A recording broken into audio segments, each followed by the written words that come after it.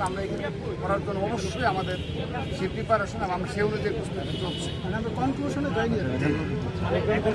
আমাদের সকল প্রস্তুতি আমাদের কেন্দ্রীয় শহীদ মিনারে আমরা করব।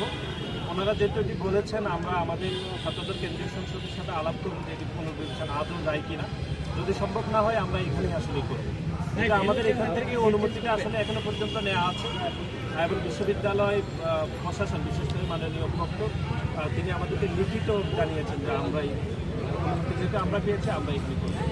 কিন্তু আমাদের অনুরোধ রয়েছে, কিন্তু আমরা এখনো পর্যন্ত মনস্থির যে আমরা এখানে কেন্দ্রীয় শহীদ মিনারে আমাদের যদি এখানে না করেন ভেন্যু কোথায় আপনারা করতে পারেন? এখানে আরেকটি অনাকাঙ্ক্ষিত বিষয় বলতে নেই, তারপরে বলতে হয় যে এখানে যেহেতু আমরা জুন মাসে এই কর্মসূচিটি স্থির করে ফেলেছি এখন, কিন্তু এখানে কিন্তু তারা যদি এই পরিস্থিতির সৃষ্টি হতো না, তারা যদি এই সময় হয়তো তারা কী কাজে ব্যস্ত ছিল সেটা আমরা বলতে পারবো না।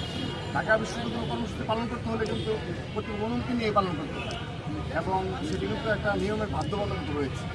তারা কী কাজে ব্যস্ত ছিল সেটা বলতে পারবো না, যে তারা যদি কর্মসূচি নিয়েই থাকে, তারা যদি আগে যদি সেটি অবহিত হতো তাহলে কিন্তু আমরা এই প্রবলেমে পড়তাম।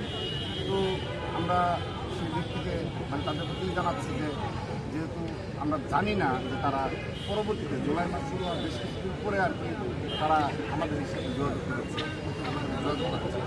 ওইটা কিন্তু আরও দায়িত্বশীল আচরণ আসাতে যে তারা যেন কোনো কর্মসূচি পালন করতে হলে তারা যেন এইগুলো সচেতন হবে, যে বাংলাদেশের রাজনৈতিক কালচার যেটা অনুমতি নেওয়ার যে বিষয়টা এই বিষয়টা সচেতন থাকে।